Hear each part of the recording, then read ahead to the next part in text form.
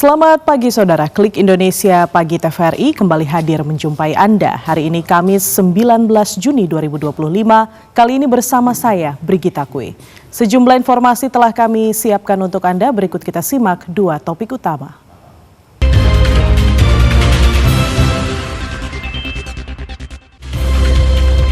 Kementerian Luar Negeri Republik Indonesia mencatat ada sebanyak 580 warga negara Indonesia yang berada di Iran dan Israel. Kemlu RI menyatakan belum ada rencana untuk mengevakuasi warga negara Indonesia yang berada di Iran. Kepolisian daerah Jawa Barat berhasil membongkar judi kasino konvensional terselubung di sebuah tempat hiburan kawasan Kosambi, Kota Bandung, Jawa Barat.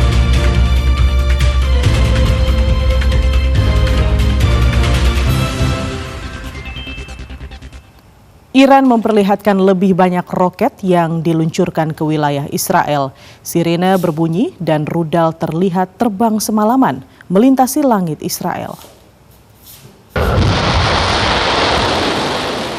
Kantor berita Iran WANA merilis video hari ini yang menunjukkan lebih banyak rudal ditembakkan ke wilayah Israel. Video menunjukkan rudal lepas landas dari lokasi yang dirahasiakan dan terbang di udara. Kantor berita Iran WANA melaporkan rudal-rudal itu ditembak oleh Korps Garda Revolusi Iran ke berbagai kota di Israel. Pada Selasa, baik media pemerintah Iran maupun militer Israel menyatakan rudal telah diluncurkan ke Israel. Sementara itu, ledakan terlihat di langit Tel Aviv pada Rabu pagi saat perang udara Israel dan Iran berkecamuk. Israel menyatakan Iran menembakkan lebih banyak rudal pada Selasa malam dan Rabu dini hari. Sirine serangan udara berbunyi di Israel Selatan dan Tengah dan ledakan terdengar di Tel Aviv. Militer Israel menyatakan telah melakukan serangan terhadap 12 lokasi peluncuran rudal dan fasilitas penyimpanan di Teheran, Iran. Di Haifa, Israel, sirine berbunyi dan rudal yang ditembakkan dari Iran terlihat terbang semalaman melintasi langit Israel. Rudal Iran juga terlihat terbang semalaman melintasi Yerusalem hari ini saat militer Israel menyatakan rudal diluncurkan dari Iran ke Israel. Israel dan Iran saling serang sejak Jumat lalu hingga hari ini.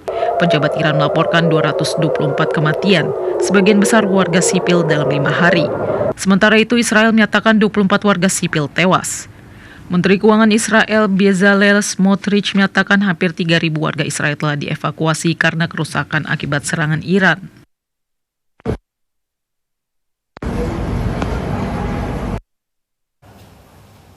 Sementara itu, saudara, kapal pesiar yang membawa warga Israel yang mengungsi dari negaranya tiba di Siprus. Sementara itu, penerbangan pertama yang membawa pulang warga Israel yang terlantar di luar negeri mendarat di Bandara Internasional Ben Gurion, Israel. Kapal pesiar yang membawa warga Israel yang melarikan diri dari negaranya tiba di kota pelabuhan Larnaca di Siprus hari ini. Ribuan pelancong juga terlantar karena penutupan wilayah udara Israel akibat konflik yang sedang berlangsung dengan Iran. Kapal pesiar MS Crown Iris milik Israel berangkat dari Israel menuju Siprus pada Selasa kemarin. Di antara penumpangnya diperkirakan ada sekitar 1.500 orang dewasa muda yang menghadiri Birthright Israel, wisata gratis untuk keturunan Yahudi. Wilayah udara Israel telah ditutup sejak Israel dan Iran mulai saling serang pada Jumat 13 Juni yang menyebabkan puluhan ribu orang terlantar yang penerbangannya ke Tel Aviv dibatalkan. Banyak orang berkumpul di Siprus, negara anggota Uni Eropa yang paling dekat dengan Israel. Sementara itu, penerbangan pertama yang membawa pulang warga Israel yang terlantar di luar negeri mendarat di Bandara Internasional Ben Gurion, Israel hari ini dan disambut oleh Menteri Transportasi Israel Miri Regev. Situs web pelacakan penerbangan Flight Radar 24 mengonfirmasi penerbangan El Al tiba dari Larnaca, Siprus pada Rabu pagi. Israel telah menutup wilayah udaranya untuk penerbangan sipil minggu lalu karena mulai menyerang Iran. Maskapai penerbangan El Al mengunggah pernyataan melalui akun resmi X mereka pada Selasa 17 Juni yang mengatakan bahwa mereka sedang bersiap untuk mengoperasikan penerbangan penyelamatan dari Larnaca, Athena, Roma, Milan, dan Paris mulai Rabu ini. Saudara, Kementerian Luar Negeri Republik Indonesia mencatat ada 580 warga negara Indonesia yang berada di Iran dan Israel. Kemlu RI menyatakan belum ada rencana untuk mengevakuasi WNI yang berada di Iran sebab status keamanan di Iran masih berada dalam status siaga 2. Direktur Pelindungan WNI Kementerian Luar Negeri Yuda Nugraha mengatakan, berdasarkan data terakhir terdapat 386 warga negara Indonesia yang berada di Iran. Mayoritas berada di kota Qom, mereka adalah pelajar dan mahasiswa. Sementara KBRI Aman mencatat terdapat 194 warga negara Indonesia yang berada di Israel. Mayoritas adalah peserta magang pendidikan di kota Rafah di bagian selatan Israel. Yuda Nugraha menjelaskan, Kementerian Luar Negeri menyatakan belum ada rencana untuk mengevakuasi warga negara Indonesia yang berada di Iran, sebab status keamanan di Iran masih siaga 2. Kemlu RI mengimbau agar para WNI tetap waspada dan memantau perkembangan situasi. Jika sewaktu-waktu terjadi eskalasi, status dapat ditingkatkan menjadi siaga 1 dan proses evakuasi akan dilaksanakan.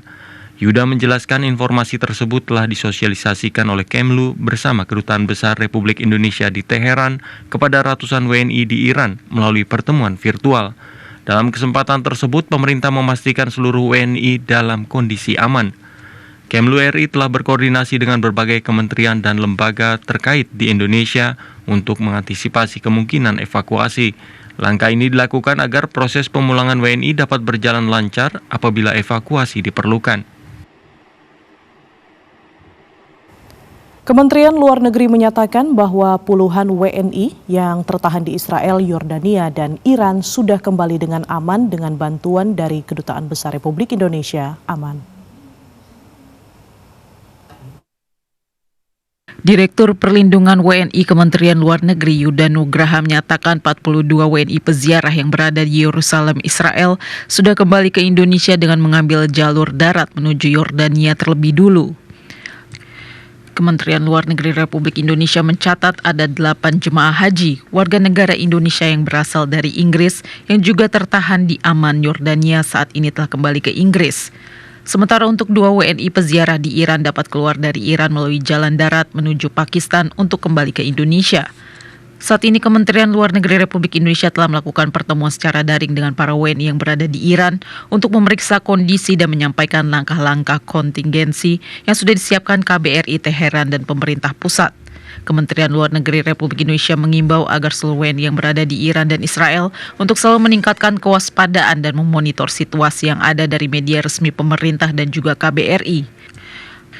Para WNI agar menghindari keluar rumah untuk hal-hal yang non-esensial dan jika terjadi keadaan darurat segera menghubungi hotline KBRI Aman dan KBRI Teheran.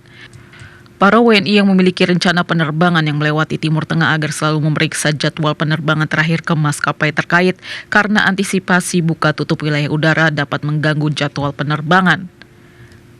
Diketahui Israel melakukan serangan terhadap Iran pada 13 Juni 2025 dengan alasan ingin memberantas program nuklir Iran.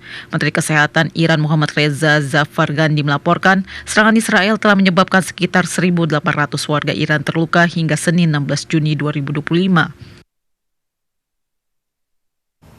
Kita ke informasi lainnya. Saudara, sebelum melanjutkan kunjungan ke Rusia, Presiden Republik Indonesia Prabowo Subianto dan rombongan terbatas transit di ibu kota Ceko, Praha.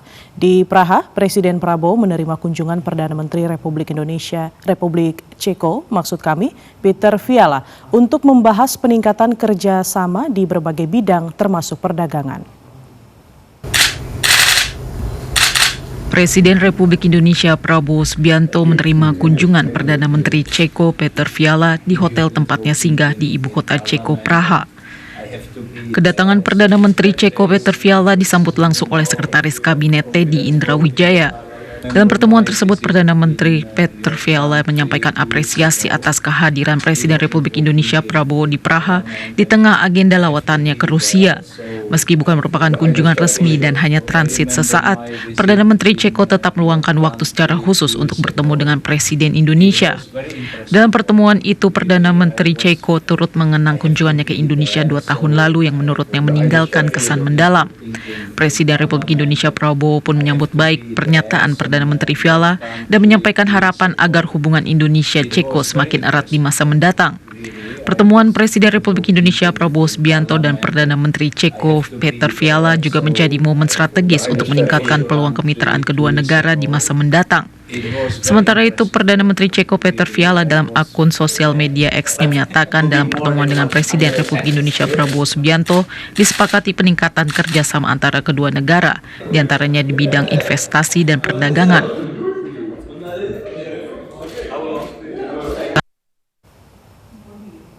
Beralih ke sorotan lain, Saudara Badan Nasional Penanggulangan Bencana memastikan tidak ada laporan korban jiwa akibat erupsi eksplosif Gunung Lewotobi Laki-Laki di Flores Timur, Nusa Tenggara Timur. Erupsi Gunung Lewotobi Laki-Laki disertai hujan material vulkanik seperti abu dan batu kerikil. Sore ini, Kepala Pusat Data Informasi dan Komunikasi Kebencanaan BNPB Abdul Muhari memastikan tidak ada laporan korban jiwa akibat erupsi eksplosif Gunung Lewotobi Laki-Laki di Flores Timur, Nusa Tenggara Timur. Berdasarkan data tim PGA Badan Geologi, setidaknya ada 5 kali letusan eksplosif Gunung Lewotobi Laki-Laki pada Selasa 17 Juni hingga memuntahkan kolom abu setinggi 10.000 meter di atas puncak kawah aktif. Abdul Muhari menjelaskan material yang dimuntahkan berupa vulkanik berupa abu, pasir, dan kerikil, dan dilaporkan jatuh ke wilayah permukiman warga hingga di luar radius kawasan rawan bencana. Untuk erupsi Gunung Lewotobi Laki-Laki pada hari Selasa kemarin itu tidak menimbulkan dampak korban jiwa, ada tambahan pengungsi dan kebutuhan pengungsi ini bisa kita penuhi dengan baik. Jadi sekali lagi hujan abu berdampak pada masyarakat dan juga ada hujan batu kerikil yang saat ini cukup memenuhi jalan-jalan utama di akses Jalan Sika dan Flores. Ini akan segera kita bersihkan untuk masyarakat yang ada di pengungsian, kebutuhan terpenuhi, dan untuk masyarakat yang berada dan saat ini menetap di hunian sementara itu tidak terdampak signifikan oleh erupsi Selasa kemarin. BNPB terus berkoordinasi dengan Badan Geologi, BMKG, dan pemerintah daerah setempat untuk menginformasikan perkembangan aktivitas gunung berapi kembar itu dan memastikan keselamatan masyarakat di wilayah terdampak. BNPB mengimbau masyarakat untuk tetap tenang, tidak terpengaruh informasi yang belum terverifikasi, dan mengikuti arahan resmi dari otoritas berwenang dalam menghadapi potensi bencana lanjutan. Erupsi Gunung Lewotobi Laki-Laki mempengaruhi aktivitas penerbangan. Kantor Imigrasi Kelas 2 TPI Labuan Bajo mengimbau warga negara asing untuk segera mengurus perpanjangan izin tinggal. Imbauan tersebut disampaikan oleh Kantor Imigrasi Kelas 2 TPI Labuan Bajo setelah sejumlah penerbangan di Bandara Internasional Komodo Labuan Bajo terdampak akibat erupsi Gunung Lewotobi Laki-Laki di Flores Timur, Nusa Tenggara Timur. Kepala Kantor Imigrasi Kelas 2 TPI Labuan Bajo, Charles Christian Mateus, menyatakan Badan Geologi Kementerian Energi dan Sumber Daya Mineral telah menaikkan status Gunung Lewotobi Laki-Laki ke level 4 atau awas. Peningkatan status ini meningkatkan potensi terganggunya aktivitas masyarakat, penerbangan, serta mobilitas WNA di wilayah terdampak. Charles menyatakan dalam situasi darurat, imigrasi akan mempertimbangkan kondisi force majeure dengan pendekatan humanis. Namun proses perpanjangan izin tinggal tetap harus diajukan secara resmi sesuai prosedur yang berlaku. Perpanjangan izin tinggal dapat dilakukan secara online atau datang langsung ke kantor imigrasi. Charles menjelaskan penjamin atau sponsor juga memiliki tanggung jawab hukum untuk memastikan keberadaan dan kepatuhan hukum WNA yang dijaminnya, termasuk saat menghadapi keadaan luar biasa seperti bencana alam.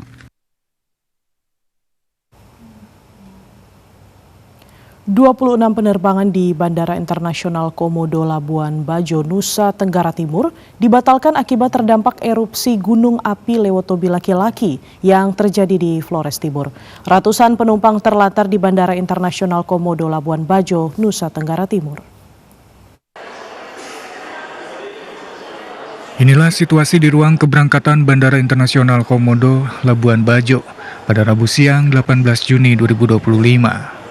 Ratusan calon penumpang yang didominasi oleh warga negara asing terlantar menunggu situasi penerbangan kembali aktif setelah 26 penerbangan dibatalkan akibat erupsi gunung api Lewotobi laki-laki di Kabupaten Flores Timur yang terjadi sejak Selasa kemarin. 26 penerbangan yang dibatalkan tersebut terhitung untuk kedatangan dan keberangkatan, diantaranya rute Labuan Bajo Denpasar Bali, Labuan Bajo Jakarta, Labuan Bajo ND, Bajawa, dan Kupang. Hingga saat ini sejumlah calon penumpang masih memilih menunggu di bandara, sementara itu pihak Bandara Internasional Komodo Labuan Bajo belum dapat memberikan keterangan lebih lanjut terkait situasi pembatalan penerbangan ini. Sementara itu dari data Badan Meteorologi, Klimatologi, dan Geofisika Nusa Tenggara Timur mencatat kolom abu erupsi Gunung Lewotobi laki-laki teramati kurang lebih 11.584 meter di atas permukaan laut ke arah utara, timur laut, timur tenggara, selatan, barat daya, barat, dan barat laut dengan durasi sementara 6 menit 53 detik. Dari Manggarai, Alexandro Hatol, TVRI melaporkan. Kita ke informasi lain, Saudara. Kepolisian daerah Jawa Barat berhasil membongkar judi kasino konvensional terselubung di sebuah tempat hiburan kawasan Kosambi, Kota Bandung. Pada penggerebekan tersebut, polisi menyita 4 buku rekening dengan total dana mencapai 2,7 miliar rupiah. Polda Jawa Barat menggerebek tempat judi kasino konvensional terselubung berkedok tempat hiburan di kawasan Kosambi, Kota Bandung. Kapolda Jabar, Irjen Pol Rudi Setiawan mengatakan, penggerebekan itu berdasarkan hasil patroli siber serta laporan masyarakat adanya praktik perjudian di lokasi tersebut. Kapolda menjelaskan tempat tersebut berkamuflase sebagai sarana olahraga futsal dan tempat hiburan. Namun di dalamnya polisi menemukan 10 meja judi serta perlengkapan lain seperti dadu, koin pengganti uang, dan peralatan elektronik pendukung. Kapolda menegaskan pihaknya menemukan bahwa tempat tersebut baru beroperasi selama 3 hari sebelum akhirnya berhasil digerebek pada Selasa dini hari. Ada sesuatu yang menarik dari saya sebagai Kapolda dan teman-teman Forkopimda. Ini baru saja kurang lebih 3 hari yang lalu beroperasi. Menjadi tanya besar kita semua, ini kok berani-beranian gitu ya. Makanya kita tidak memberikan ruang yang panjang, kita langsung melakukan penegakan hukum. Pada kasus ini, Polda Jabar menetapkan 44 orang sebagai tersangka. Puluhan orang itu kini tengah menjalani pemeriksaan oleh Direktorat Reserse Kriminal Umum atau Ditreskrimum Polda Jawa Barat.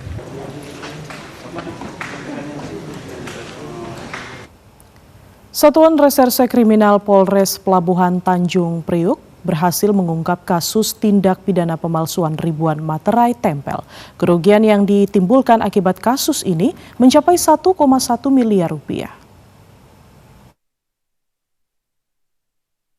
Saat konferensi pers, Kapolres Pelabuhan Tanjung Priok AKBP Martua Satobing mengungkapkan pada penggerebekan tanggal 24 Mei 2025 lalu, tim gabungan yang dipimpin Kasat Reskrim Polres Pelabuhan Tanjung Priok AKP I Gusti Ngurah Putu Krisna berhasil mengamankan 4 pelaku masing-masing berinisial AA 35 tahun, I 40 tahun, ED 31 tahun, dan YA alias W 54 tahun. Keempatnya diketahui telah menjalankan praktik pemalsuan materai sejak tahun 2023. Modus operandi pelaku adalah membuat materai tempel palsu dengan tampilan menyerupai aslinya, lalu mendistribusikannya ke masyarakat umum. Dengan harga pasar materai tempel asli di kantor pos senilai Rp10.000 per keping, total kerugian negara dari kejahatan ini diperkirakan mencapai lebih dari 1,1 miliar rupiah. Para pelaku dijerat pasal 25 Undang-Undang Nomor 10 Tahun 2020 tentang bea materai dengan ancaman pidana paling lama 7 tahun penjara. Kapolres Pelabuhan Tanjung Priok, AKBP Martuasa Tobing menegaskan, pengungkapan ini merupakan hasil kerja keras Satreskrim yang sempat melakukan pengejaran intensif terhadap salah satu tersangka selama berhari-hari. Sejumlah informasi penting lainnya masih akan kami sampaikan usai jeda berikut ini.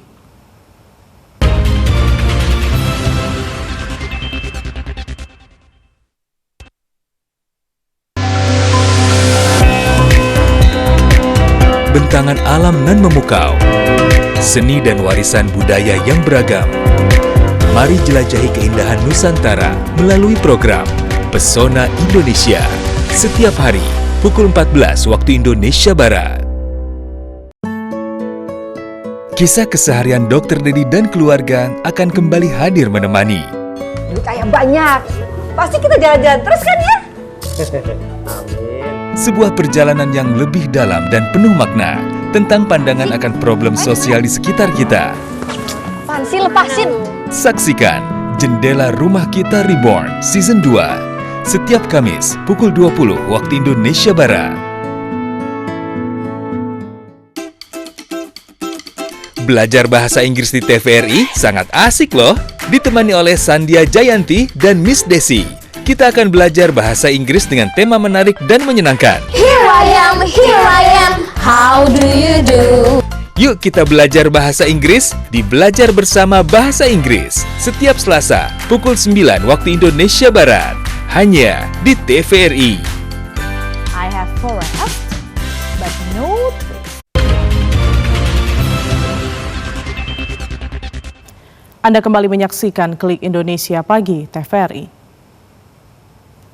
Mengawali hari kedua kunjungan kerjanya di Blitar, Jawa Timur, Wakil Presiden Gibran Rakabuming Raka melakukan ziarah ke makam Presiden pertama Republik Indonesia Soekarno di Kelurahan Bendogerit, Blitar, Jawa Timur.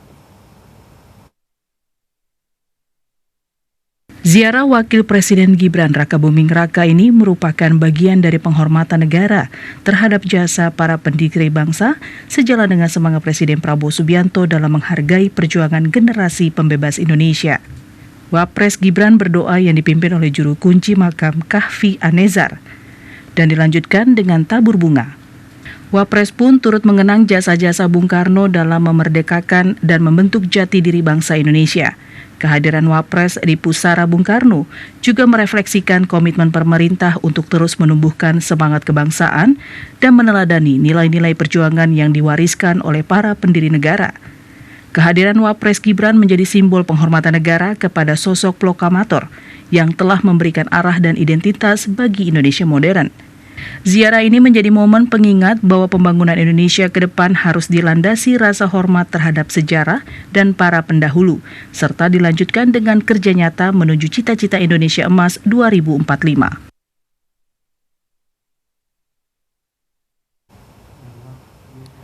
Menteri Sosial Saifullah Yusuf mengatakan 1,3 juta keluarga penerima manfaat atau KPM tidak menerima dana bantuan sosial karena mengalami gagal transfer. Kementerian Sosial mengimbau bagi KPM yang merasa belum menerima bansos untuk segera melapor ke kanal resmi Kemensos yakni aplikasi Cek Bansos.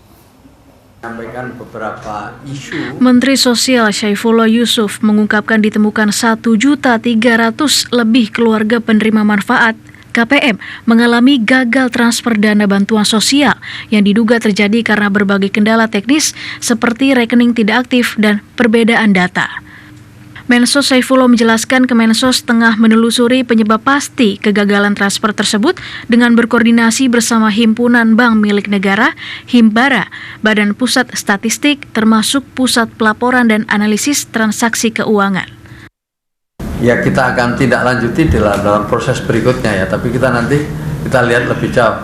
Tetapi semua kemungkinan bisa kami tindak lanjuti. Ya, kita lihat seperti apa. Jadi maka itu sekali lagi saya ingin ya bagi yang belum terima bagi yang belum, kan itu sering itu ada orang saya belum terima, mana bansosnya, itu kan banyak sekali. Nah, jadi pertama-tama saya ingin sampaikan bahwa ini masa transisi. Yang kedua, jika memang benar-benar belum terima, tolong disertai dengan bukti rekening atau apa gitu. Kemensos akan melakukan pendalaman lebih lanjut terhadap data 1,3 juta KPM tersebut karena mayoritas sempat menerima bantuan pada triwulan pertama namun diduga terkendala validitas rekening. Menteri yang akrab disapa Gus Ipul itu juga menegaskan jika ditemukan indikasi penyalahgunaan rekening atau ketidaksesuaian dengan data penerima yang sah, bantuan akan dicabut.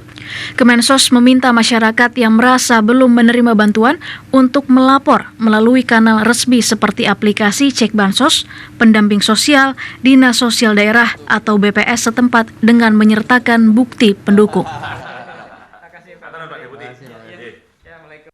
لبيك اللهم لبيك لبيك لا شريك لك لبيك إن الحمد والنعمة لك والملك لا شريك لك.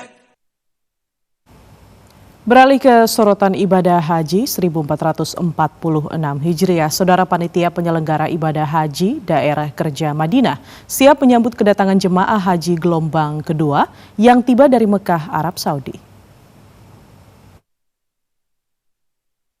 Kepala Daerah Kerja Madinah Muhammad Lutfi Maki menyatakan sebanyak 18 kloter jemaah haji hari ini berangkat dari Mekah menuju Madinah. Pemberangkatan dimulai pukul 6 pagi hingga 4 sore waktu Arab Saudi dengan perkiraan perjalanan sekitar 6 jam. Pernyataan ini disampaikan Lutfi Maki dalam pernyataan pers di kantor Daker Madinah, Arab Saudi. Di Madinah, jemaah akan ditempatkan di 100 hotel yang tersebar di 3 kawasan utama dan 5 sektor layanan. Untuk konsumsi, 21 dapur catering siap menyediakan makanan selama jemaah berada di Madinah. Lutfi Maki menambahkan layanan kesehatan juga telah disediakan dengan 130 tenaga medis dan peralatan lengkap di Klinik Kesehatan Haji Indonesia. Sementara untuk ibadah, izin masuk Raudhah telah ditertibkan bagi belasan ribu jemaah yang tiba hari ini dan besok. Sementara itu, layanan perlindungan jemaah lansia dan disabilitas telah diatur termasuk penyediaan kursi roda dan pendampingan selama aktivitas. Layanan lansia dan disabilitas. Layanan ini menyiapkan kebutuhan kursi roda bagi jamaah haji lansia dan disabilitas yang didistribusikan ke setiap sektor. Petugas layanan ini juga mendampingi jemaah lansia selama beraktivitas di hotel termasuk saat beribadah ke Raudhah. PPIH mengimbau jemaah untuk tetap waspada terhadap suhu panas yang mencapai 47 derajat Celcius serta mematuhi aturan yang berlaku di Madinah. Petugas mengingatkan jemaah untuk cukup beristirahat di hotel, rajin meminum air putih dan menghindari aktivitas di luar ruangan pada siang hari. Lalu bagi jemaah yang dengan penyakit penyerta disarankan untuk tetap beribadah di hotel. PPIH berharap semua jemaah dapat kembali ke tanah air dalam keadaan sehat dan menjadi haji mabrur. Petugas penyelenggara ibadah haji atau PPIH Arab Saudi terus melakukan koordinasi dengan Saudi Airlines terkait dengan rencana penerbangan jemaah haji Indonesia. PPIH Arab Saudi menegaskan keselamatan jemaah menjadi prioritas utama. Petugas penyelenggara ibadah haji atau PPIH Arab Saudi menyatakan terus memantau dan berkoordinasi terkait insiden ancaman bom di pesawat Saudi Airlines SV5276 rute Jeddah Jakarta yang mendarat darurat di Bandara Kuala Namu, Sumatera Utara. Dirjen Penyelenggaraan Haji dan Umroh Kemenak RI, Hilman Latif bersyukur setelah mendapatkan kepastian dari Kapolda Sumut Irjen Wisnu Hermawan bahwa pesawat dinyatakan aman dan bebas dari bahaya bom. Menurut Hilman, penanganan keamanan sepanjang di bandara diserahkan sepenuhnya kepada otoritas terkait, termasuk pihak kepolisian, otoritas bandara, dan maskapai. Ia menjelaskan saat ini jemaah yang tergabung dalam kloter JKS 12 asal Depok telah diseratkan di hotel dan telah mendapatkan layanan konsumsi. Tetapi dalam rangka kehati-hatian dan tentu saja ada prosedur yang harus ditempuh ya demi keamanan jamaah, tetap jamaah periksa ulang barang-barangnya, termasuk juga seluruh pesawatnya sesuai dengan ketentuan yang ada. Jadi kami bersama maskapai mitra, dalam hal ini Saudi Airlines, terus berupaya menjaga ritme penerbangan agar proses pemulangan sekitar 250 penerbangan lebih masih bisa berjalan lancar sampai akhir operasional. Kemenak terus berkoordinasi dengan Saudi Airlines agar ritme pemulangan jemaah berikutnya tetap terjaga. Dirjen PHU Kemenak RI Hilma mengimbau agar jemaah tetap tenang, tidak panik dan mempercayakan penanganan kasus kepada pihak berwenang. PPIH berharap jemaah dapat segera pulang dengan selamat dan penuh sukacita. Sementara itu, Saudara Menteri Agama selaku Amirul Hajj Nasaruddin Umar menegaskan evaluasi Haji 2025 akan difokuskan pada kepulangan jemaah dan pembenahan data pelayanan. Dalam rapat Amirul Hajj di Jeddah, Nasaruddin Umar mengungkapkan sejumlah catatan penting yang perlu dibenahi. Menteri Agama Nasaruddin Umar yang juga bertindak sebagai Amirul Hajj menyampaikan fokus utama evaluasi haji tahun ini adalah kepulangan jemaah haji ke tanah air. Rapat evaluasi dilaksanakan di kantor urusan haji Jeddah Senin 16 Juni. Amirul Hajj menyoroti masalah utama, yaitu perbedaan data antara sistem PPIH dan pihak syarikah yang menimbulkan dampak teknis di lapangan termasuk penempatan maktab dan distribusi makanan. Menteri Agama menegaskan pembenahan harus dilakukan secara menyeluruh agar masalah serupa tidak terulang, termasuk evaluasi mengenai jemaah syarikah penyedia layanan, namun yang terpenting adalah sistem komunikasi data antar pihak yang harus diperkuat. Evaluasi nanti kita akan lakukan di bagian terakhir ya. Yang kita evaluasi ini evaluasi mempersiapkan kepulangan jemaah.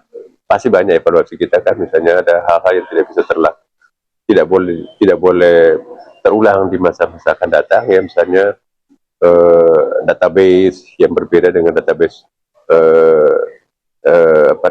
di syarikat. Kemudian yang kedua juga tidak boleh terulang kemah yang tidak sesuai dengan jumlah jamaah ya. Kemudian juga keterlambatan makanan beberapa hotel ya. Terkait misi diplomasi haji yang diamanatkan Presiden Prabowo Subianto, Menteri Agama menyatakan pembahasan lanjut akan disampaikan langsung oleh Presiden. Evaluasi akhir penyelenggaraan haji akan dilakukan setelah seluruh jemaah haji kembali ke tanah air. Kementerian Agama menjamin semua catatan kritis akan dibuka secara objektif demi perbaikan pelayanan haji ke depan. Wakil Menteri Agama Romo Syafi'i memberikan apresiasi atas dedikasi petugas haji Indonesia. Wamenak juga mendoakan agar jemaah haji kembali ke tanah air dengan selamat dan mendapatkan kemabruran. Wakil Menteri Agama Romo Syafi'i menyampaikan terima kasih dan apresiasi yang tinggi kepada seluruh petugas haji Indonesia yang telah bekerja keras selama operasional haji 1446 Hijriah atau 2025 Masehi. Menurut Romo Syafi'i, para petugas termasuk tim media telah bekerja lebih dari sekedar tugas pokok dan fungsi mereka. Dari hasil pantauannya di lapangan, semua petugas dinilai bekerja dengan dedikasi tinggi demi pelayanan terbaik untuk jemaah. Yang saya pahami karena saya selalu keliling, mereka bekerja sangat maksimal, bahkan sudah melewati tupoksi yang dibebankan kepada mereka. Mereka tetap semangat, tetap tulus, itu termasuk media menurut saya. Jadi saya ucapkan terima kasih kepada seluruh petugas haji. Wamenak RI Romo Syafi'i juga mengucapkan selamat kepada seluruh jemaah haji Indonesia yang telah menuntaskan rangkaian ibadah haji. Ia mendoakan para tamu-tamu Allah kembali ke tanah air dengan sehat dan selamat, serta menjadi haji yang mabrur dan mabruroh. Wamenak menyampaikan bahwa kemabruran haji memiliki peran strategis bagi bangsa, termasuk untuk mendukung agenda Indonesia Emas 2045 yang digagas Presiden Prabowo Subianto. Ia menilai semakin banyak haji mabrur, maka semakin besar pula berkah yang dibawa untuk Indonesia.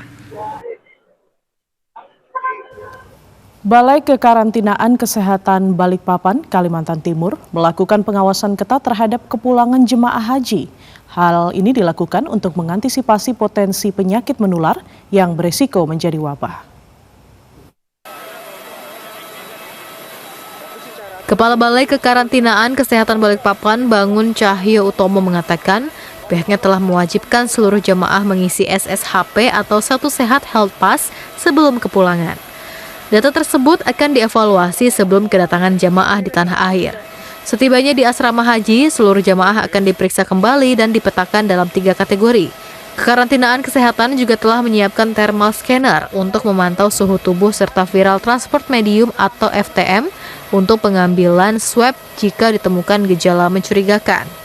Berdasarkan data yang diterima Balai Kekarantinaan Kesehatan dan laporan KRU dari dalam pesawat, hingga mendarat di Bandara Sam Sepinggan Balikpapan belum ditemukan adanya indikasi penyakit menular serius.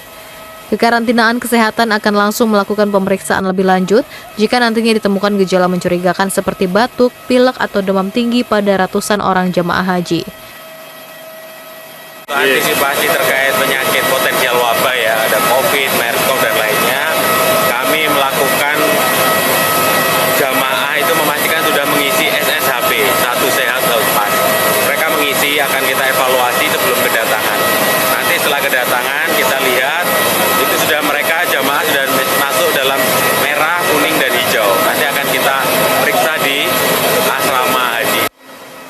Kekarantinaan kesehatan juga akan terus memantau kondisi kesehatan seluruh jemaah haji yang tiba selama 21 hari ke depan. Bahkan petugas puskesmas juga akan membantu melakukan pengawasan kesehatan kepada seluruh jemaah haji yang baru tiba. Andrea Prianto dari Balikpapan melaporkan.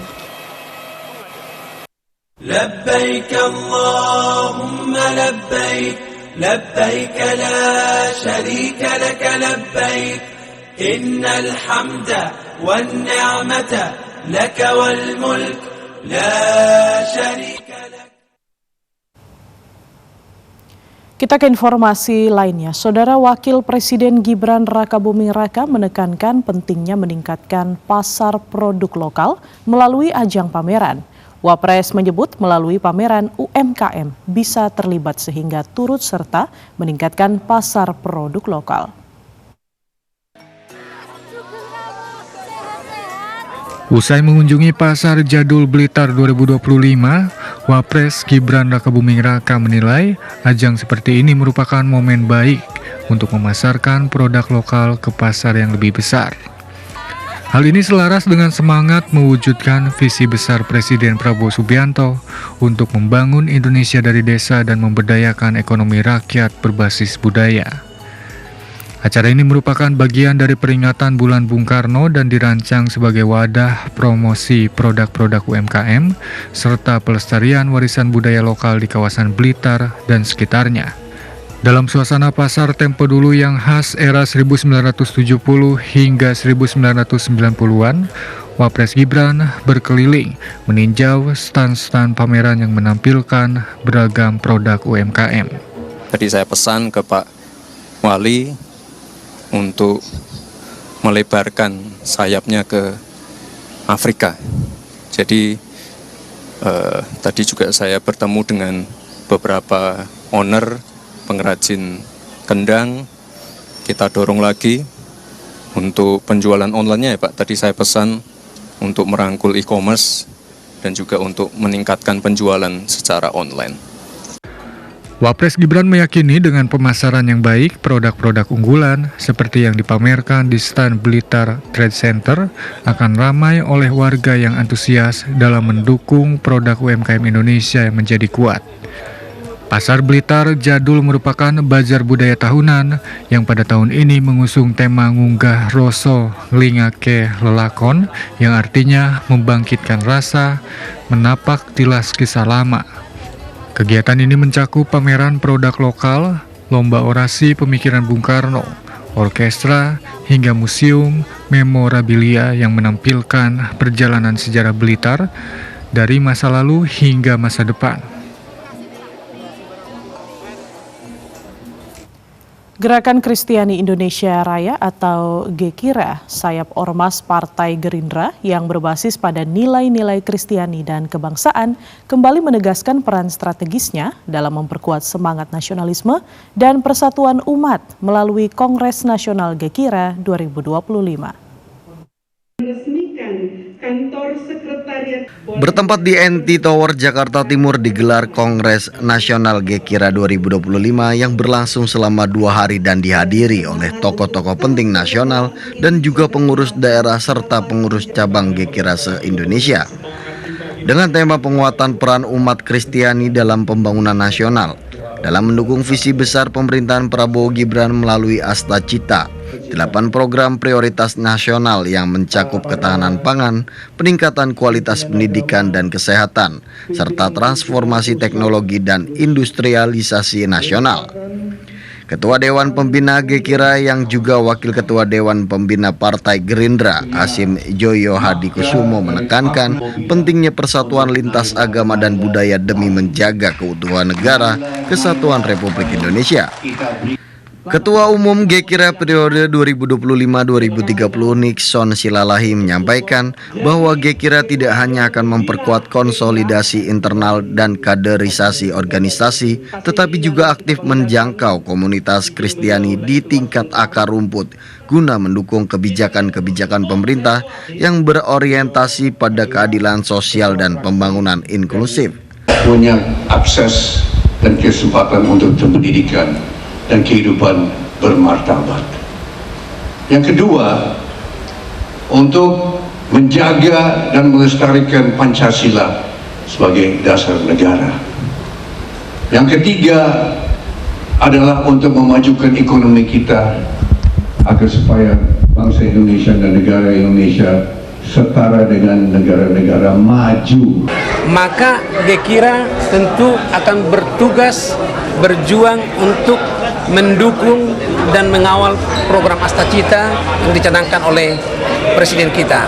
Dengan adanya GKIRA di 24 provinsi dan akan tambah lagi, kader-kader kami di semua daerah itu tentu akan mengambil bagian berpartisipasi aktif untuk mendukung dan mengawal berjalannya program Asta Cita itu.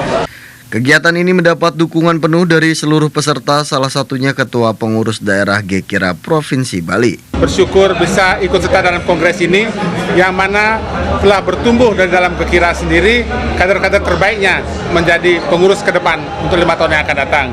Ya, kami semua mengenal Pak Nixon, Pak Jerry, dan juga Pak Nipos adalah selama ini kami berkomunikasi dengan baik, dan kami berharap komunikasi ini bisa terus kita pertahankan dalam 5 tahun ke depan. Dengan berakhirnya Kongres GKIRA tahun 2025 ini, organisasi GKIRA resmi menetapkan langkah-langkah strategis ke depan untuk bersinergi aktif dalam mengawal pemerintahan Prabowo Gibran, serta terus menjaga semangat kebinekaan dalam bingkai negara kesatuan Republik Indonesia. Pemimpin Huria Kristen Batak Protestan HKBP menemui pengurus besar Nahdlatul Ulama serta pimpinan pusat Muhammadiyah. Pertemuan dilakukan untuk mencari solusi penyelesaian masalah di masyarakat. Eporus Huria Kristen Batak Protestan HKBP Pendeta Victor Tinambunan mengungkapkan pentingnya persatuan umat beragama untuk menyelesaikan berbagai permasalahan yang ada di masyarakat. Pendeta Victor Tinambunan mengatakan HKBP terus berupaya menyelamatkan sejumlah permasalahan yang ada melalui pendekatan-pendekatan agama. Karena itu, ia menganggap pertemuan bersama 2 organisasi Islam di Indonesia, yakni PBNU dan PP Muhammadiyah menjadi penting. Kemajuan satu bangsa itu sangat ditentukan dengan kehidupan yang rukun, toleransi. Nah, oleh karena itulah, kalau semua komponen masyarakat, pimpinan-pimpinan organisasi keagamaan bersatu hati, pasti negara kita ini akan bisa lebih maju. Yang sudah baik sekarang akan lebih baik ke depan. Sementara itu, pemimpin 2 organisasi Islam di Indonesia yakni PBNU dan PP Muhammadiyah senang dengan ajakan Eporos HKBP Pendeta Victor Tinambunan. Diskusi secara hangat ya, tentang berbagai hal yang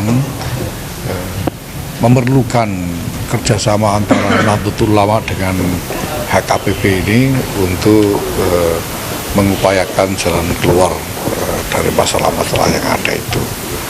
Bagaimana agama itu menjadi nilai-nilai yang hidup dalam dinamika kebangsaan untuk merekat kerukunan hidup sebagai basis persatuan kita di tengah perbedaan. Dan tadi Eporus bahkan dengan tegas mengatakan bahwa kita tidak bisa menjadi bangsa yang maju jika kita terpecah belah. Ketiga pihak memastikan akan segera melakukan sejumlah kerjasama, khususnya di bidang permasalahan masyarakat Indonesia.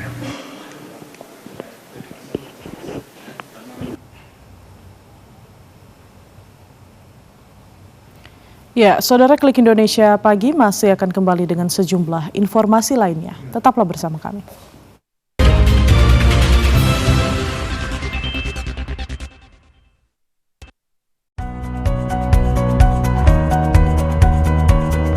Saya katakan berkali-kali, bertahun-tahun, tanpa pangan tidak ada negara. Terkait dengan ketahanan pangan, Bulog telah melakukan penyerapan gabah maupun beras di wilayah Yogyakarta dengan kita membentuk suatu tim namanya tim jemput gabah hasil dari petani, langsung kita terjun ke sawah. Tentunya petani dapat menikmati harga yang bagus, lebih bagus daripada ketika petani itu menjual ke pedagang atau pengepul.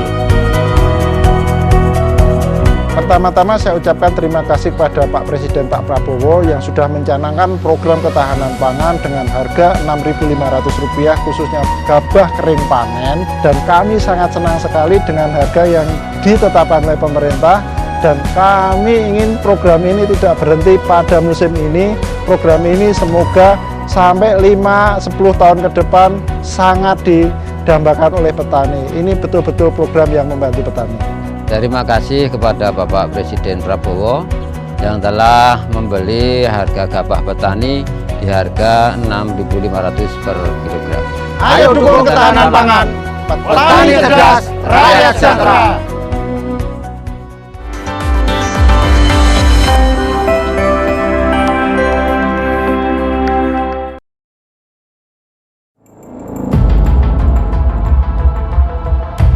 Setiap 60 detik, ada perempuan dan anak yang mengalami kekerasan. Jika dibiarkan, akan merusak masa depan mereka. Laporkan jika terjadi di sekitar Anda. Negara menjamin melalui Undang-Undang Penghapusan Kekerasan dalam Rumah Tangga dan Undang-Undang Perlindungan Anak. Akhiri kekerasan terhadap perempuan dan anak.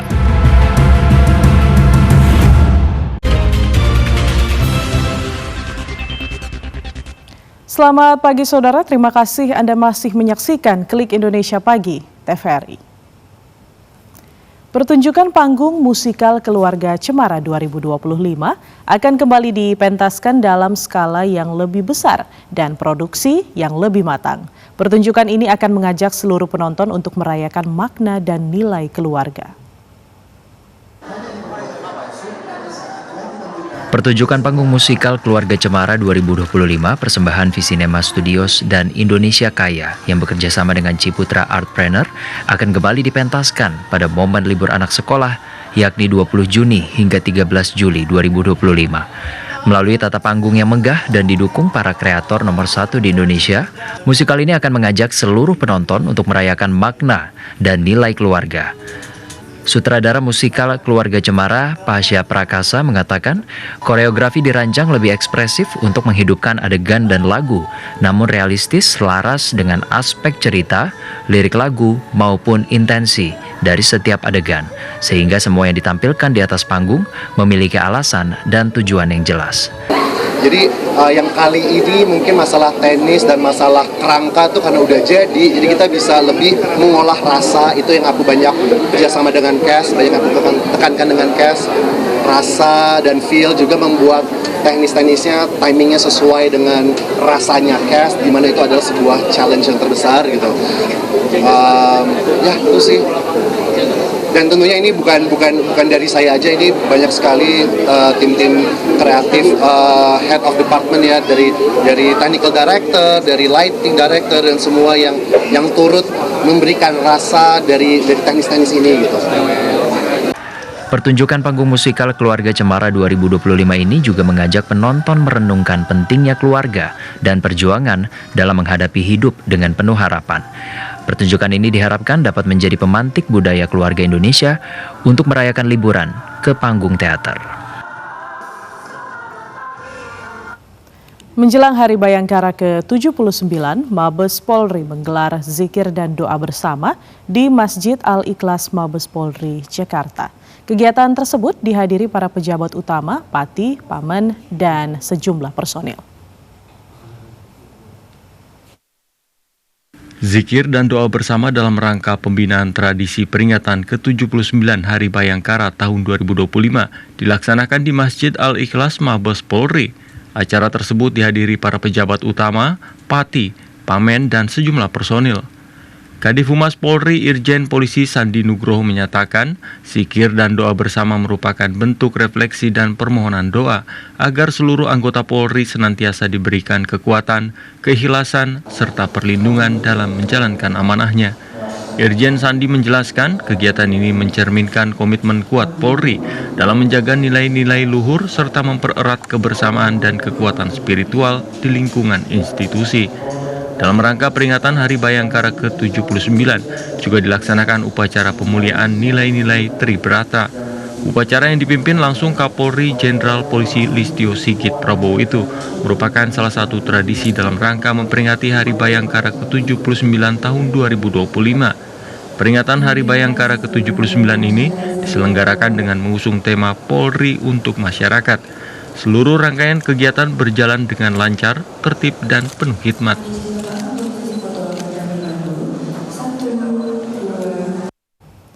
Ketua Umum Bayangkari Juliati Sigit Prabowo memimpin kegiatan Bayangkari Peduli di Kabupaten Sorong, Papua Barat Daya. Kegiatan Bayangkari Peduli kali ini diselenggarakan dengan pemberian sembako, paket stunting, dan paket sekolah. Kegiatan Bayangkari Peduli digelar di Kabupaten Sorong, Papua Barat Daya. Ketua Umum Bayangkari, Juliati Sigit Prabowo, memberikan bantuan sosial kepada masyarakat kurang mampu di wilayah Kabupaten Sorong. Kegiatan ini merupakan bagian dari gerakan kemanusiaan yang diselenggarakan oleh Bayangkari. Kegiatan ini mendapat sambutan hangat dari warga sekitar yang mengapresiasi perhatian Bayangkari terhadap kebutuhan dasar masyarakat. Selain itu, para pengurus Bayangkari daerah dan cabang yang hadir mendampingi juga ikut serta dalam pembagian bantuan dan berinteraksi langsung dengan warga penerima manfaat. Sebagai organisasi sosial yang memiliki perhatian besar terhadap kesejahteraan masyarakat, Juliati Sigit Prabowo memastikan Bayangkari akan terus berupaya hadir di tengah-tengah kesulitan masyarakat dengan berbagai kegiatan sosial. Hal ini bertujuan untuk meningkatkan kualitas hidup dan mendukung pemerintah dalam penanggulangan masalah sosial seperti stunting dan kesulitan ekonomi.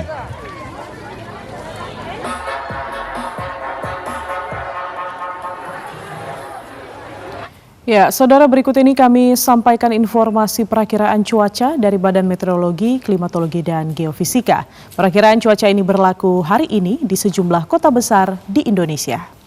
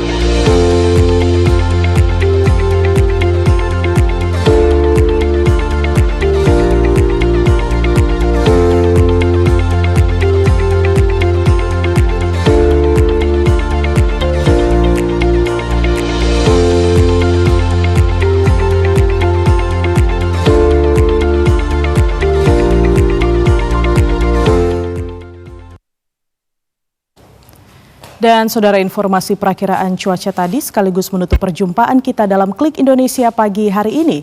Setelah ini Jendela Negeri akan hadir bagi Anda bersama Semi Bastian dan Anissa Larasati. Saya Brigita Queen, selamat pagi, selamat beraktivitas, sampai jumpa.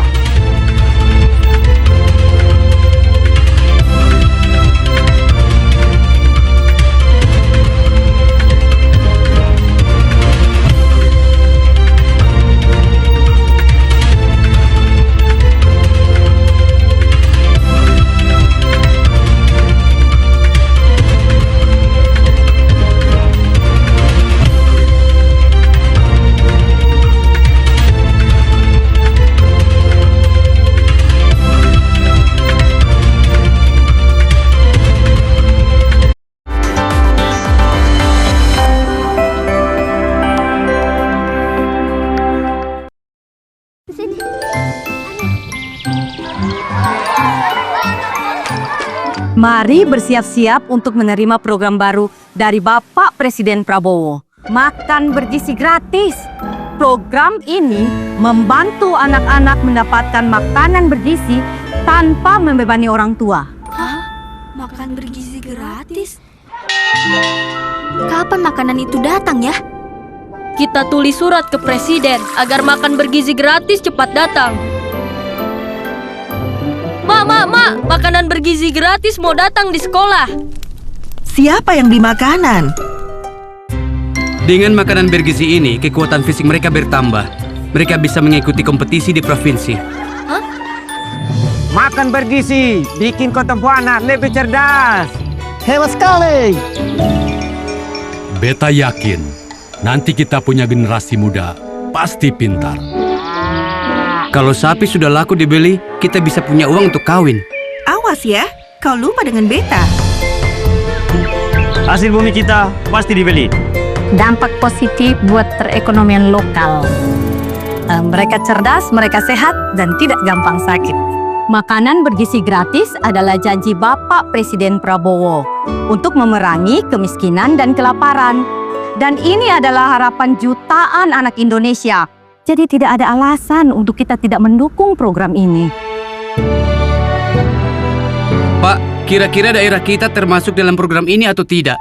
Pak Presiden tentu telah memikirkan. Beliau bukan bicara soal makan, tetapi beliau bicara soal masa depan. Kepada yang terhormat Presiden Republik Indonesia, Bapak Prabowo Subianto. Bapak Presiden, saya bersama teman-teman sangat berterima kasih karena Bapak telah memikirkan kami dengan program makan bergizi gratis.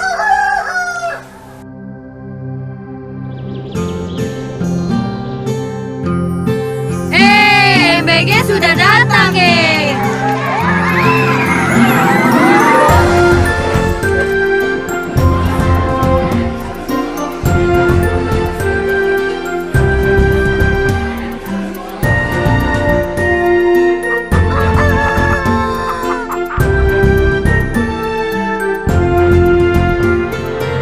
Jadi, kau kirim surat ke Pak Presiden? Belum, akan kuselesaikan. Kita harus berterima kasih karena sekolah kita sudah mendapat makanan bergizi gratis.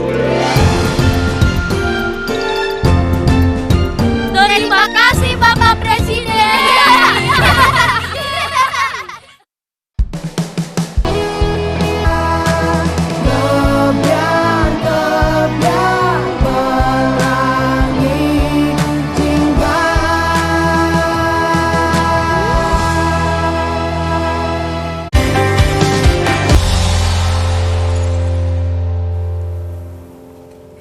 Selamat pagi pemirsa TVRI, Jendela Negeri kembali hadir menyapa Anda di hari Kamis yang ceria ini. Kali ini bersama dengan saya Anissa Larasati dan juga Semi Bastian. Nah, pagi hari ini kita berdua mengenakan warna ungu. Warna ungu, cerah, walaupun betul. tadi di luar agak sedikit mendung gitu betul. ya. Tapi semoga suasana hati Anda di rumah cerah ceria. Amin, amin pastinya ya. Karena sebuah keceriaan itu biasanya dibangun dari mindset, Semi. Jadi pemirsa pagi-pagi ini meskipun turun hujan gitu kan, tetap harus semangat semangat supaya sampai dengan sore nanti, sampai berakhirnya aktivitas, tetap masih semangat terus. Betul sekali, karena mood kita hari ini ditentukan pagi ini juga.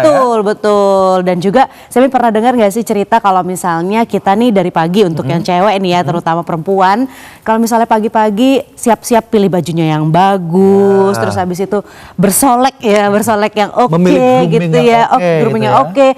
Itu seharian akan produktivitasnya meningkat, bahkan itu ada penelitiannya gitu. Jadi yuk nggak usah malas-malas, kita bikin semangat, pilih baju yang oke banget, keluar kerja sekolah yang oke juga. Nah, berbicara mengenai oke ini, tidak akan ngomong tentang Titu, bilang saja oke. Tapi ini ada yang oke lagi, kita akan membahas mengenai kebudayaan di Indonesia yang nggak ada habisnya. Betul. Salah satunya ada di Kalimantan Timur nih, Laras dan juga pemirsa. Ini ada informasi mengenai tari huduk Dayak Modang. Jadi tari huduk ini sebuah tarian sakral yang serat makna dan juga warisan leluhur di Kalimantan sana. Tarian ini bukan sekedar pertunjukan seni saja nih pemirsa, melainkan bentuk penghormatan masyarakat Dayak terhadap alam dan juga roh leluhur. Seperti apa informasi lengkapnya? Ini dia.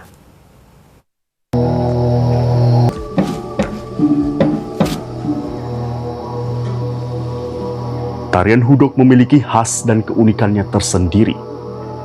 Daya tarik utamanya terletak pada penggunaan topeng yang memiliki ukiran serta corak warna.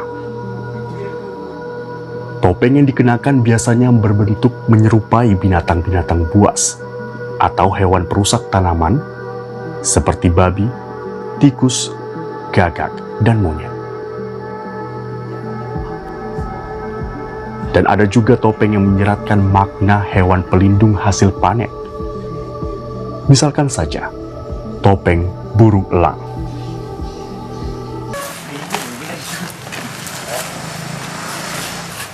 Saat menarikan tarian hudok, para penari pun selain menggunakan topeng terbuat dari kayu, tubuh mereka ditutupi dengan daun pisang, daun kelapa, dan daun pinang. Identiknya kostum hudok erat kaitannya dengan alam yang memberikan isyarat atas kelambangan unsur keabadian, keselamatan, kesuburan, dan kesuksesan. Secara garis besar, hudok adalah jenis tari Dayak yang ditampilkan sebagai upacara untuk menyambut tahun tanam baru, serta bentuk rasa syukur karena diberikan hasil panen melimpah.